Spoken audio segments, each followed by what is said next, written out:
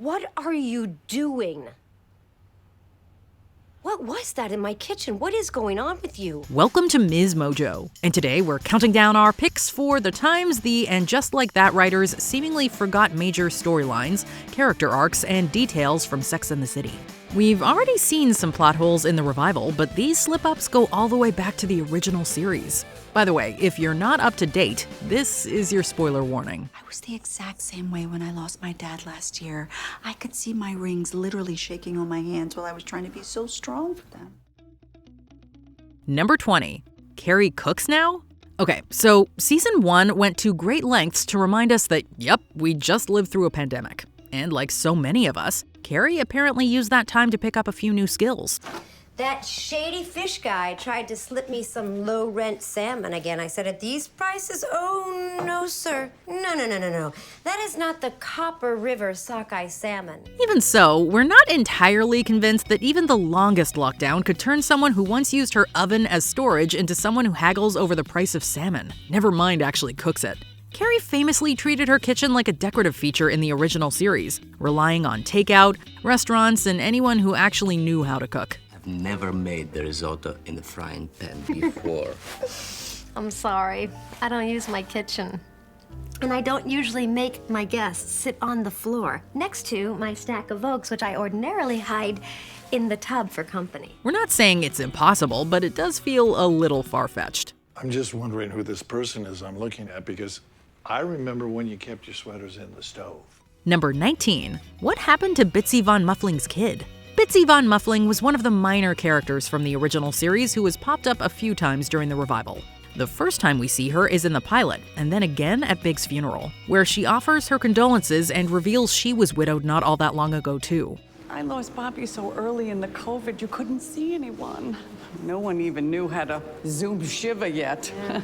And if anyone would have loved a big send-off like this, it would have been my husband. She appears again in the following season to offer Carrie some advice on life after loss and even tries setting her up. The hole never fills, but new life will grow around it.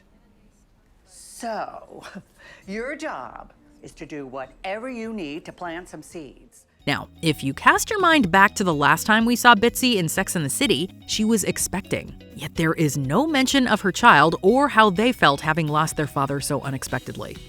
Oh my goodness, look at you! Can you believe it? Me, pregnant.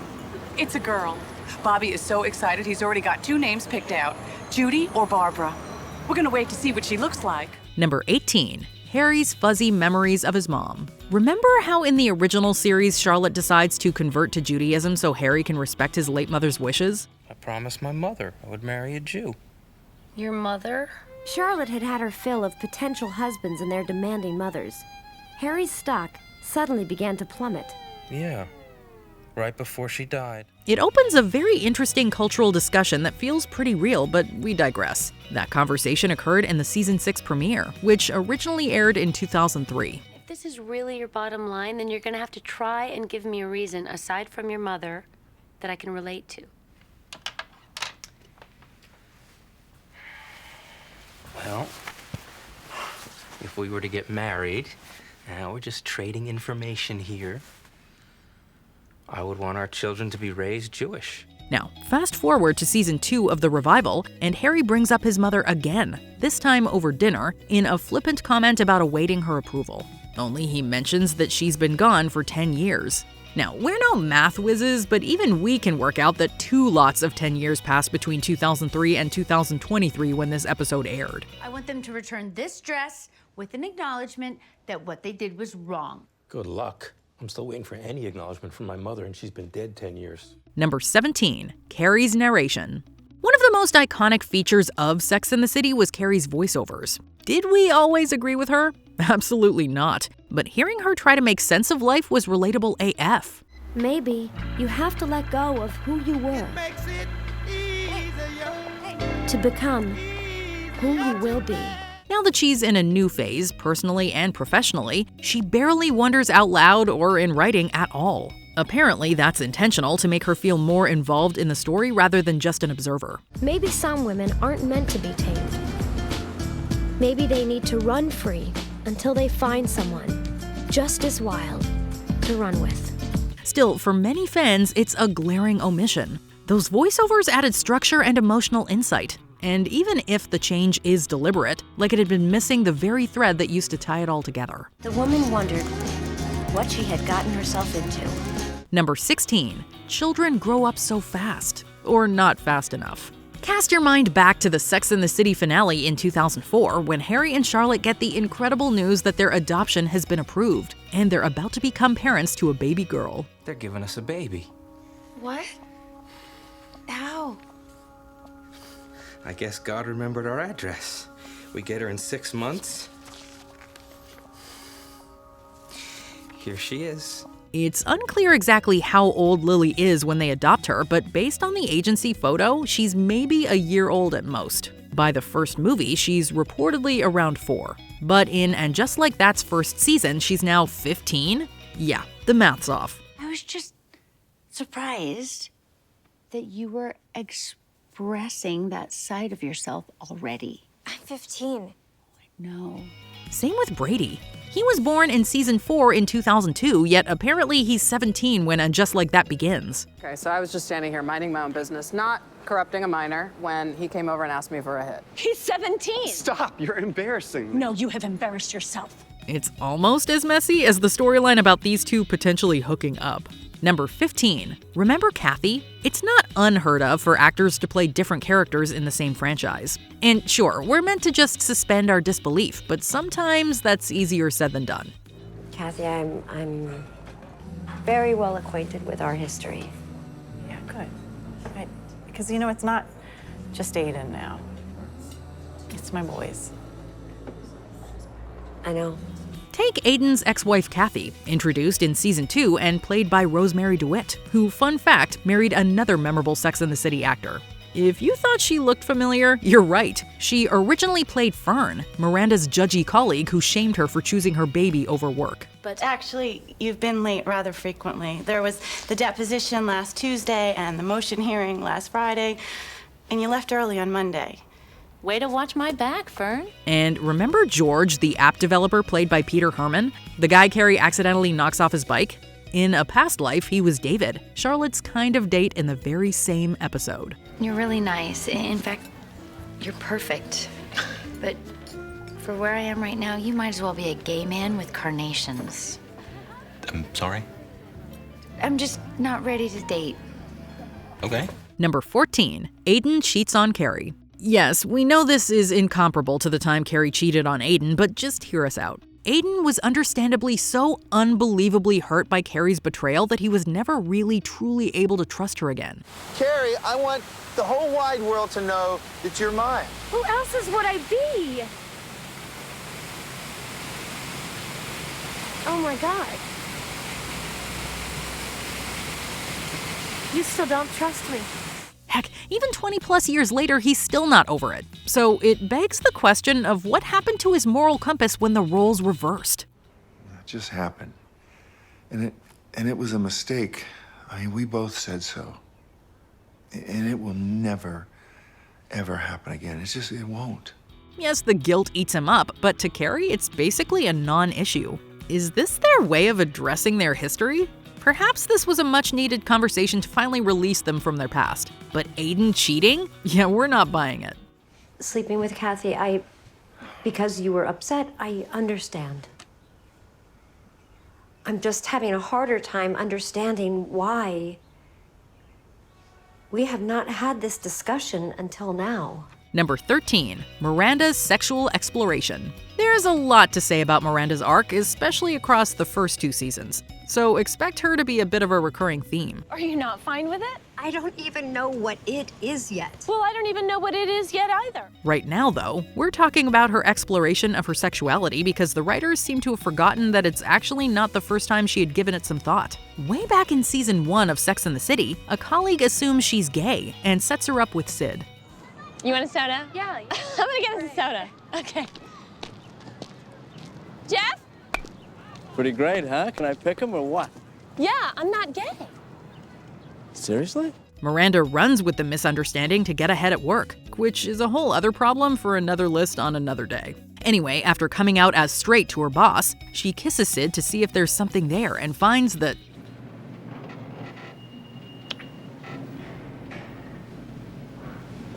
Yep. Definitely straight. Number 12, Miranda's Choice. In the season 1 finale, Che invites Miranda to join them in LA, where they're scheduled to shoot a pilot. Miranda decides to go, even though it means giving up a prestigious and highly competitive internship. I passed up my internship to be there. The one you said was impossible to get? That feels like judgment. No. I'm just trying to catch up here, you know? You're throwing a lot of new information at me. Why can't I choose love over an internship? Later on, she gives Carrie this whole spiel about choosing love over career, which is all fine and dandy except for just one thing. Remember when Carrie decides to quit her job and move to Paris with Alexander Petrovsky? What are you gonna do over there without your job? Eat croissant? Why can't you be happy for me? I'm sorry, but I don't understand why you have to move away and give up your life. We recall Miranda had some rather strong opinions about Carrie's life decisions. In fact, they get into quite a heated argument over it. All we can say to that is, who's living in a fantasy now? Just say it! You don't like him. Fine, I don't like him! Then don't you go to Paris with him. You're living in a fantasy! Number 11, Carrie's worst breakup. Also in the season 1 finale, Carrie and her podcast co-hosts debate who's had the worst breakup, only for Carrie to bizarrely play the widow card to win. My husband died. Death. The ultimate breakup. Oh. Death is the ultimate breakup. Dude, that's a t-shirt. Yeah. So clearly, I win worst breakup ever. Yes, you win. We're not sure Big Dying really classifies as a breakup, but we imagine that a fair few Sex and the City fans were expecting her to bring up a certain infamous breakup instead. Carrie spends an entire episode spiraling over Berger's breakup post-it note. And knowing Carrie, those wounds would have never fully healed. Just explain to me why I have to leave my house to go to bed. Because this can't be the day that I was broken up with by a post-it. This has to be the day that something else happened. We haven't been able to look at post-its in the same way since. Sure, Big's goodbye was more final, but if she'd pulled out the post-it story, she probably still would have won. Paper covers rock. Number 10, Miranda forgets about her fight with Carrie.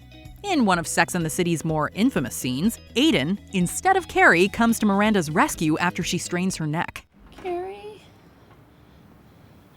Carrie? No, it's Aiden. Carrie sent me.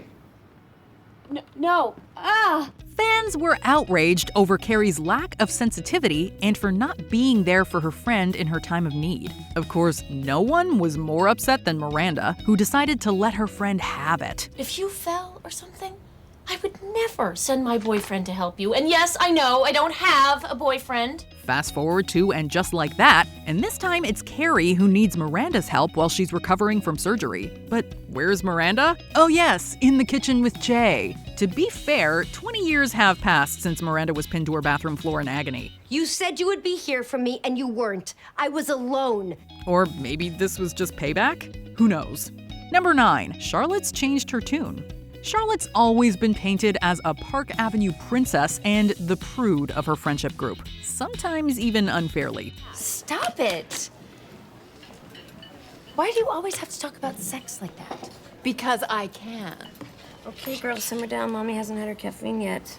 I can't take this anymore. But according to showrunner Michael Patrick King, she's actually the most at ease in the bedroom. At least that would explain how she went from claiming to hate certain activities to willingly getting on her knees in the revival. As long as you're down there. Yeah. You want to maybe seal the deal? Do you think we have time? Yeah, there's time. Okay. We'd even accept if they told us that her openness was a result of how comfortable she feels with Harry. But in this season 1 episode from Sex and the City, she seems pretty adamant that she's never gonna change her mind. You'll get used to it. No, I won't. I never have. And to be honest, that wasn't the biggest talking point of this scene anyway. Number 8, Carrie's apartment's major transformation. After Big stands Carrie up at their wedding, she moves back into her single gal apartment. Looking for a fresh start, she decides to spruce up the place, starting with a fresh lick of paint. Language, please. This is a grown-up apartment now. The turquoise walls are still intact in the second movie. Of course, the iconic apartment features in the new series, with Carrie choosing to move back to her old life. And just like that, I walked myself home. We see that at some point over the years, she's redecorated once again. We accept that tastes change over time, but can someone explain to us how her apartment seemed to have gotten bigger? If anyone knows of any contractors who can make an apartment double in size, please let us know in the comments. We're getting married? We're getting married. Should we get you a diamond? No.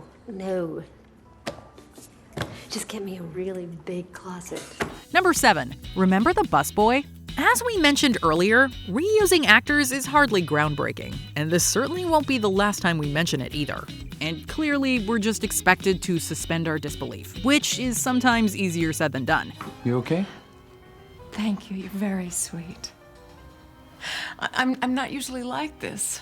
Eagle-eyed viewers may recognize Ajay Mehta from the original series. In Season 2, he plays a busboy who comes on to Samantha when she's feeling particularly alone. You take me home. You're not alone. Cut to, and just like that, and now he's Seema's dad, urging Carrie to dish on his daughter's love life. So, Carrie, tell, is it him or us? Oh, no, it's not you. You were both wonderful. If the actor is in his 80s, as is reported online, then it's totally legit that he could have a 53-year-old daughter. But even so, we can't quite get the image of him and Samantha out of our heads. Number 6. And just like that, another actor returns. Mehta wasn't the only Sex and the City alum to return as a different character in the revival. In episode 9, we're introduced to Zed during his flirty interaction with Seema. I noticed that. Is it any good? It's the hottest club in Brooklyn. Says you. He's played by William Abadi, whom you might recognize from Emily in Paris. But were you one of the fans who also remembered him from Season 6 of the OG series? He plays Tony, a sales associate at the Prada store. Carrie clearly knew Tony well enough to ask about his girlfriend, introduce him to Berger. Oh, if all my customers were this beautiful, yeah? Oh, Tony, this is my boyfriend, Jack Berger. Hey, how are you? Oh, okay. Oh, 2. Bonus round, I'm down with that. And sort of set him up with Charlotte. So, Carrie, do you know any fantastic, gorgeous single woman like yourself I could go out with? Sure, almost 2 decades have passed, but he clearly made enough of an impact for audiences to remember him. I know I did. Number 5. What did they do to Miranda? When the series first aired in the late 90s, Miranda was a breath of fresh air. I want to enjoy my success, not apologize for it. Bravo, honey, bravo. She was a strong, confident woman who never apologized for taking up space in the world. She knew what she liked and didn't care what anyone else thought. I'm a 34-year-old single woman living in New York. I drink coffee and have sex and buy pies and enjoy battery-operated devices. If you can't deal with that, I will find another housekeeper who can. And she was often the voice of reason among the core 4, too. So we have to ask, what on earth happened? Every decision she's made in the revival just seems so off-brand from the no-nonsense powerhouse we remember. I saw myself and heard myself, and now I want to get as far away from here as possible. What is happening right now? I have no idea. I really don't. Now, rather than cheer in her corner, many of her scenes just make us cringe. We're not even sure if 1998 to 2010 Miranda would recognize this character if she met her today. Is there a problem? I don't know. Is there? Did you have something you'd like to say to me in private? I don't know that it needs to be in private. Number 4. Justice for Samantha. When we learned that the series would be returning without Samantha, we were curious to see how they'd handle her absence. The answer? Pretty poorly. Samantha was undoubtedly the fiercest and most loyal friend. And now they're asking us to believe that she's shallow enough to ditch her friends and move abroad over a paycheck. Look, I understand that she was upset, but I thought I was more to her than an ATM. You are. She was embarrassed. So embarrassed she took a job and moved to London? This is the same Samantha who didn't judge Carrie for her affair, who offered to lend her money, and who took charge after Biggs stood her up at the altar. She's simply not the kind to hold a grudge. There. And I cannot believe that you would judge me after everything that we've been through. Fans also thought that this shady explanation was a bit too close to home given all the behind-the-scenes drama. They were the best of friends on HBO's hit show Sex and the City. But in real life, Samantha and Carrie are far from. Number 3, the degradation of Steve Brady. Another inconsistency that's enraged the fans is the treatment of Steve Brady. I'll have another glass of wine, please. Are you allowed to talk to me like that? Yeah, I think I am. Enjoy. Back in the day, he was a witty, fun-loving goofball and generally just a likable character. But in the revival, the Steve we know and love is nowhere to be seen. Instead, he's been replaced by a bumbling sad sack that seems to have aged much faster than everyone else. You know, you got me so freaking distracted when you're yelling at me about the squash guy. I left my wallet over with a pickle guy who used to be over in that corner. To make matters worse, until episode 8, he's pretty much treated like an oblivious, inept, and passive bystander. Or just as an afterthought to serve Miranda's chaotic story arc. As far as the fans were concerned, the writers did Steve dirty. You don't think that I'm enough, that I'm kind of enough, and then I'm not enough again? Much like many viewers, we are still waiting for Steve to get the satisfactory story arc he deserves. Number 2, how did Carrie retrieve her Fendi? Since the series began, fashion-loving viewers have kept a close eye on Carrie's fierce accessorizing game. So it didn't take long for them to notice a certain Fendi bag. It's a baguette. Let me have it. Sorry, baguette in episode 3 of the revival. But hang on a minute, isn't that the same purse she was carrying when she got mugged on Sex and the City? Somebody stop him! He took my strappy sandals! Oh, please, somebody go! Oh, gross! So how does one get their hands on another baguette from Fendi's Fall/Winter 1999-2000 collection? Did someone find it and return it? Or did the mugger suddenly have a change of heart? Somehow, fashionista and purse were reunited. Or maybe she bought or was given another one? God, are you all right? Yeah, I'm fine. Thanks for coming. I can't believe he took your shoes. I know! Although, we do have to wonder if she ever tracked down her favorite pair of strappies too. Before we continue, be sure to subscribe to our channel and ring the bell to get notified about our latest videos. You have the option to be notified for occasional videos or all of them. If you're on your phone, make sure you go into your settings and switch on notifications. Number 1, Miranda's affair with Che. Miranda's affair with Che has pretty much been the talk of the season. But wait a minute, wasn't it Miranda who said this? It's the cheating part. The behind my back part, the violation of the trust. That's what's killing me. Yeah, we recall her being pretty devastated when the shoe was on the other foot. So what's changed? What could you possibly have to say that could make it any better? Miranda, please. It was just that one time. You broke us! You broke us! What we had is broken! Is it okay now because she's the one cheating? Or does an unhappy marriage simply mean infidelity will be involved? Perhaps she's simply accepted that sometimes people slip up. Although, is it a slip up when she seemingly shares more screen time with Che than her husband? It is an affair. That's what it is. It is not an affair. No matter what the reasoning, this isn't at all in line with the Miranda we once rooted for. I want you to be happy. But I don't know what else you think is out there. She deserved better, Steve deserved better, and quite frankly, the audience deserved better too. Which plot inconsistency do you find the most frustrating? Let us know in the comments. Can't you just let her off? I'm sorry. I can't. Don't hate me.